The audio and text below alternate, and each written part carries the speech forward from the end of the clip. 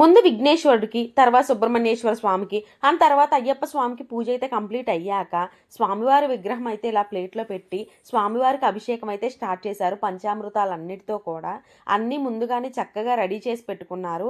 ఇంకొక్కొక్క దానితో ఇలా అభిషేకం అయితే చేస్తూ ఉన్నారు. ఎంత ప్రశాంతంగా అనిపించిందంటే చేసినంతసేపు కూడా నేనైతే ఫస్ట్ టైం ఇంత దగ్గర నుంచి స్వామివారికి అభిషేకం చూడటం.